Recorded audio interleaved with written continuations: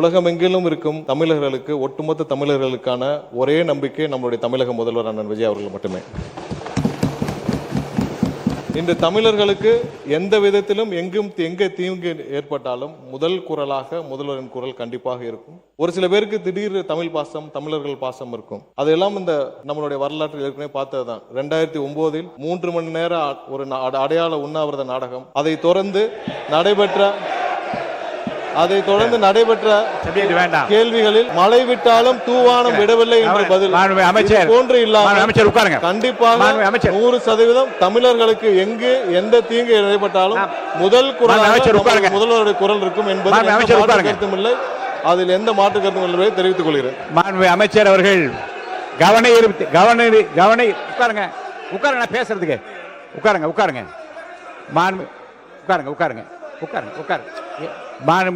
மாண்புமிகு கவன ஈர்ப்பு தீர்மானத்தை ஒட்டி மட்டும் கூறிய வார்த்தைகள் அவை குறிப்பில் இருக்கும். கவன ஈர்ப்பு தீர்மானத்திற்கு அப்பாற்பட்டு பேச அனைத்தும் அவை குறிப்பில் நீக்கப்படுகிறது. ஒரு நல்ல விளக்கத்தை இருந்தார். இடையில் ஒரு சின்ன வாசகத்தையும் அதை சேர்த்திருக்கிறார். நானே சொல்லிவிட்டேன், அதுக்கு தான் பதில் நான் சொல்லிட்டேன், முடிஞ்சது. உட்காருங்க. இல்ல அதை பற்றி நான் தீர்ப்பு கொடுத்த அதை பற்றி பேச முடிஞ்சு. இல்ல அதை பற்றி நான் சொல்லிட்டேன். மாண்புமிகு எரிசக்தி மற்றும் சட்டத்துறை அமைச்சர் அவர்கள். மாண்புமிகு பேரவைத் தலைவர் அவர்களே, கர்நாடக மாநிலம் சாம்ராஜ் நகர் மாவட்டத்தில் மரியமங்கலம் வனப்பகுதியில் கரடிக்குட்டா வனப்பகுதியில் 15/8/2026 அன்று காவிரி வனவிலங்கு சரணாலயத்தில் கர்நாடக வனத்துறையினால் நடத்தப்பட்ட துப்பாக்கி சூட்டில் தமிழகத்தில் பூர்வீகமாக கொண்ட கர்நாடகாவில் ஹன்னூர் தாலுகா தோமையார் பாளையம் கிராமத்தைச் சேர்ந்த அந்தோணிசாமி, தகப்பன் பெயர் பெரியநாயகம், ஜான் ரோஸ் பீட்டர், தகப்பன் பெயர் யாக்கோப், குமார், தகப்பன் பெயர் சபரியப்பன் ஆகியோர் உயிரிழந்தனர். மேலும் காயப்பட்ட திரு மரியதாஸ் பெஞ்சமின் என்பவர் மட்டும் சம்பவ இடத்திலிருந்து தப்பிச் சென்று மருத்துவமனையில் அனுமதிக்கப்பட்டு சிகிச்சை பெற்று வருகிறார். கர்நாடகாவின் சாம்ராஜ் நகர் மாவட்டத்தில் உள்ள ஹன்னூர் தாலுகாவில் சுமார் 75 ஆண்டுகளுக்கு முன்பாக தமிழகத்திலிருந்து புலம்பெயர்ந்து சில தமிழ் குடும்பங்கள் வசித்து வருகின்றனர். சம்பவ நாளான ஆகஸ்ட் 15 அன்று காவிரி வனவிலங்கு சரணாலயம் வனப்பகுதியில் வனத்துறையினரின் வேட்டையை தடை நடவடிக்கையின் போது 3 பேர் சுட்டுக் கொல்லப்பட்டனர். உயிரிழந்தவர்களின் குடும்பத்தினர் மற்றும் அப்பகுதியைச் சேர்ந்த 300க்கும் மேற்பட்டோர் மேற்படி துப்பாக்கி சூடு நடத்தியதற்கு கண்டனம் தெரிவித்து உடலை வாங்க மறுத்தும் சாலை மறியலில் ஈடுபட்டதை தொடர்ந்து கர்நாடக அரசு இடைக்கால நிவாரணத் தொகையாக தலா ஒரு குடும்பத்திற்கு ரூபாய் 5 லட்சம் அறிவித்தது. மேலும் மேற்படி சம்பவம் குறித்து கர்நாடக அரசு துறையினர் சாலை மறியலில் ஈடுபட்ட மக்களிடம் பேச்சுவார்த்தை நடத்தி உரிய விசாரணை நடத்தப்படும் என்று கூறியதன் அடிப்படையில் இறந்தவர்களின் உடல்கள் உடற்கூறாய்வுக்கு பின்பு 17/8/2026 அன்று அக்குடும்பத்தினரிடம் ஒப்படைக்கப்பட்டு இறுதி சடங்கும் நடைபெற்றன. வனத்துறையினர் துப்பாக்கி சூட்டு சம்பவம் குறித்து முறையான நீதி விசாரணைக்கு மாண்புமிகு கர்நாடக முதலமைச்சர் அவர்கள் உத்தரவிட்டுள்ளார்.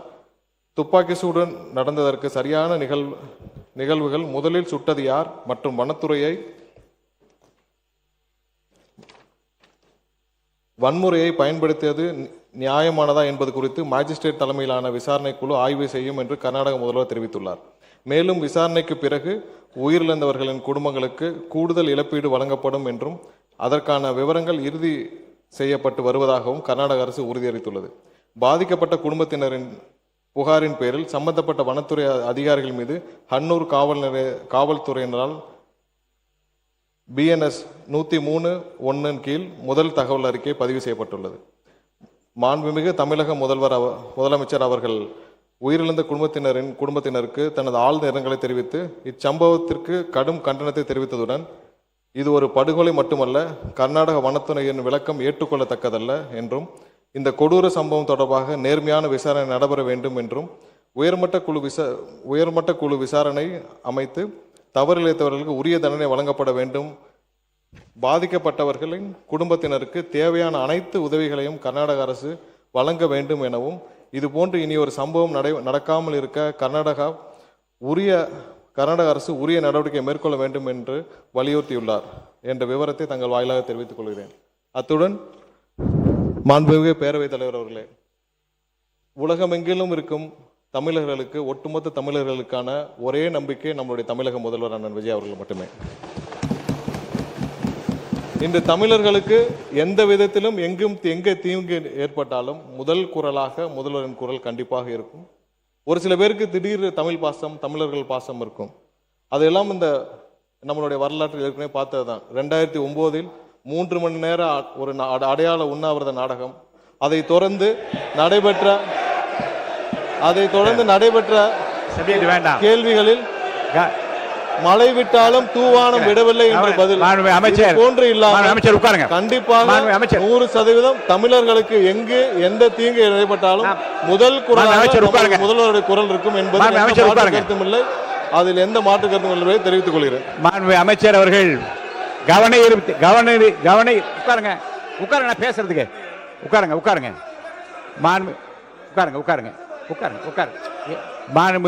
மாண்புமிகு கவன ஈர்ப்பு தீர்மானத்தை ஒட்டி மட்டும் கூறிய வார்த்தைகள் அவை குறிப்பில் இருக்கும். கவன ஈர்ப்பு தீர்மானத்திற்கு அப்பாற்பட்டு பேச அனைத்தும் அவை குறிப்பில் நீக்கப்படுகிறது. உட்காருங்க.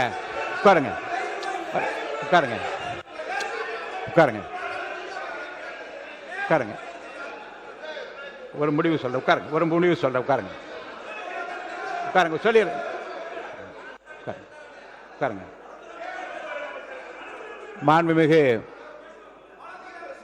மாண்புமிகு உறுப்பினருக்கு ஒரு பொதுவான அறிவிப்பை நான் உங்கள் நலன் கருதியும் இது முழுவதுமாக நேரடி தொலைக்காட்சியாக இருப்பதால் யார் பேசுறீங்க? அங்கிருந்து பேசுறது நீங்க பேசாதீங்க.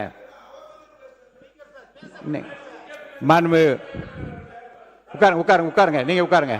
மாண்பு அவை முன்னவர் உட்கார சொல்லுங்க. பாருங்க, அவை முன்னவர் உட்காருங்க.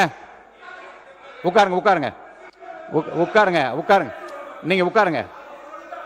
இல்ல நீங்க உட்காருங்க. மாண்புமிகு அமைச்சர்கள் பதிலுரை கூறுகிற போது எந்த பொருள் குறித்து இங்கே விவாதிக்கப்படுகிறதோ கவனத்தை ஈர்க்க அதை ஒட்டிய பிரச்சனைகளை உங்கள் கருத்தை சொல்லலாம். பிற கருத்துக்களை சொல்லி யாருடைய கவனத்தை ஈர்ப்பதற்காக நீங்கள் செய்கிறது எனக்கு தெரியவில்லை. இனி இதை நான் அனுமதிக்க முடியாது. உங்களை பொறுத்த வரைக்கும் கொடுக்கப்பட்டிருக்கிற பொருள் மீது எவ்வளவு வேண்டுமானால் நீங்கள் கருத்துக்களை கூறலாம். அதை ஒட்டி முந்தைய நிகழ்வுகளிலே இதே போன்று முந்தைய அரசாங்கங்கள் அப்படி நடந்திருந்தால் அதை பற்றி குறிப்பிடலாம். அதற்கு நான் அனுமதி தருவேன். வேறு பொருள் குறித்து இங்கே குறிப்பிடப்படுவதையும் அதனால் எழக்கூடிய அந்த பிரச்சனைகளையும் கருத்தில் கொண்டு நீங்கள் பதிலளிக்குமாறு நான் கேட்டுக்கொள்கிறேன். மாண்புமிகு இந்த வரிசையில் அமர்ந்திருக்கிற உறுப்பினர்களுக்கு ஒவ்வொரு கட்சிக்கும் கொறடா என்று இருக்கின்றார்கள். ஒரு கொறடா எழுந்து பேசினால் மற்றவர்கள் அமர வேண்டும் என்பது நாம் ஏற்றுக்கொண்டிருக்கிற ஒரு விதி. ஒரு கொறடா எழுந்து நிற்கிற போது இங்கே அத்தனை பேர் எழுந்து நிற்கலன்னா அப்புறம் யாருடைய பேச்சு நான் கேட்க முடியும்? அதை நான் இனிமேல் அனுமதிக்க முடியாது. நம்முடைய உட்காருங்க. இல்லை எல்லாரும் கொறடா எழுந்து நின்றால் மற்றவர்களாம் அமர வேண்டும். அப்போ அவருக்கு ஏற்ற உரிய அந்த மரியாதை அதுக்காக தான் கொறடா என்று வைத்திருப்பதே பேரவைத் தலைவருக்கும் உறுப்பினர் இணக்கமான ஒரு சூழ்நிலையை கொறடா ஏற்படுத்துவார் என்று கருதித்தான் இந்த கொறடா என்ற பதவி உருவாக்கப்பட்டிருக்கிறது. அந்த வகையில் உங்கள் கொறடா எழுந்து நிற்கிற போது மற்றவர்கள் எழுந்து பேச வேண்டாம் என்று நான் கேட்டுக்கொள்கிறேன். அடுத்து அவசர பொது முக்கியத்துவம் வாய்ந்த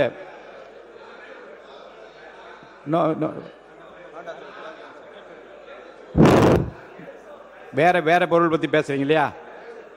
இது குறித்து ஏதாவது இவருங்க இப்போது நடந்த சிறப்பு கவன ஈர்ப்பு தீர்மானம் குறித்து மட்டும் பேச அனுமதி, வேறு பொருள் குறித்து அனுமதிக்க முடியாது. அமருங்கள். நீங்க சொல்லுங்க கணேஷ்குமார், நீங்க பேசுறீங்க.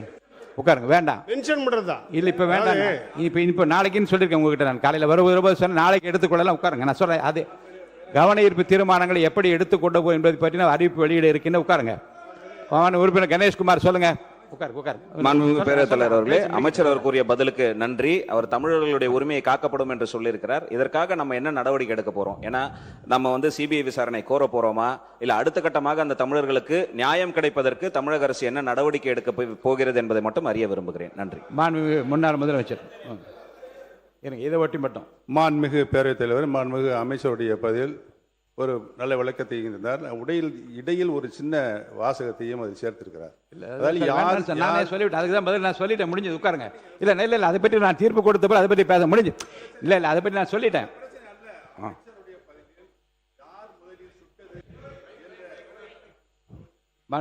யார் முதலில் சுட்டது என்ற கேள்விக்குறியை போட்டிருக்கிறார்.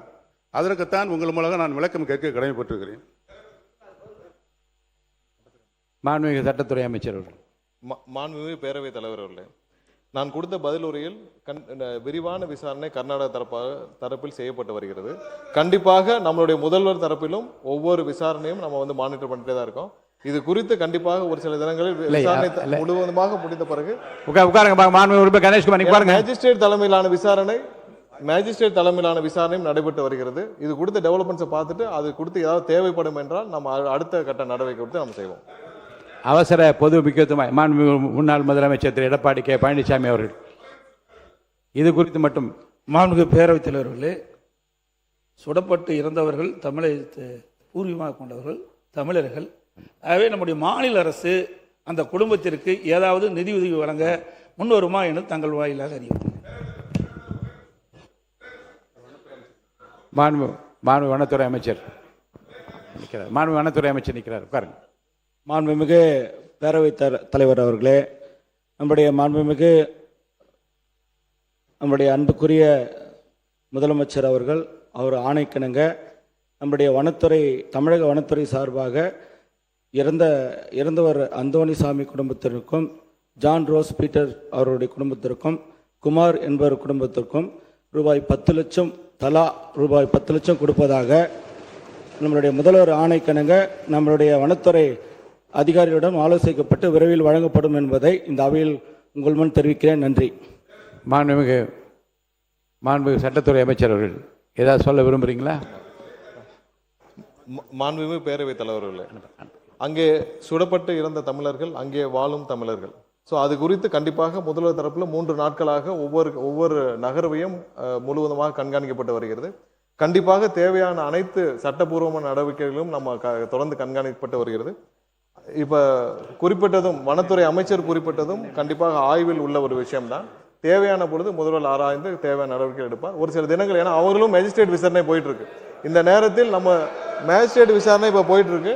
அதனால அது முடிந்த பிறகு ஒரு சில நாட்களுக்கு தேவையான நடவடிக்கை கண்டிப்பா எடுப்போம். மாண்புமிகு உறுப்பினர் பால் மனோஜ் பாண்டியன் அவர்கள். அன்பு பேரவைத் தலைவர் அவர்களே, நம்முடைய சட்ட அமைச்சர் விளக்கத்தை தெரிவித்திருக்கின்றார். ஒரே கேள்விதான். அதாவது நம்முடைய மாநில அரசு தேசிய மனித உரிமை ஆணையத்திற்கு இந்த பிரச்சனை கொண்டு போக வேண்டும் என்று உச்சநீதிமன்றமே தன்னுடைய தீர்ப்புகளில் தெரிவித்திருக்கின்ற அடிப்படையில் நம்முடைய அரசு என்ன நடவடிக்கை, மேல் நடவடிக்கை இந்த விவகாரத்தில் எடுத்திருக்கின்றது? ஏதேனும் நாம் அவர்களுக்கு கடிதங்களை அனுப்பி இருக்கிறோமா? அவர்கள் மீது குற்ற வழக்குகள், கொலை வழக்கு பதிவு செய்ய சொல்லி இருக்கின்றோமா? அல்லது அவர்களுக்கு இழப்பீடு கொடுப்பதற்கு ஏதேனும் கடிதங்கள் அனுப்பி இருக்கிறோமா? என்ன நடவடிக்கை அரசு எடுத்திருக்கின்றது என்பதை அறிய விரும்புகிறேன். மாண்புமிகு பேரவைத் தலைவர் அவர்களே, தேசிய மனித உரிமை ஆணையத்திற்கும் மற்றவர்களுக்கும் தேவையான நடவடிக்கைகள் இன்றுதான் எடுத்துக்கிட்டு வரும். ஒரு சில நாட்கள் அனைத்தும் எடுக்கப்பட்டு வரும். அது தெரியப்படுத்தும்.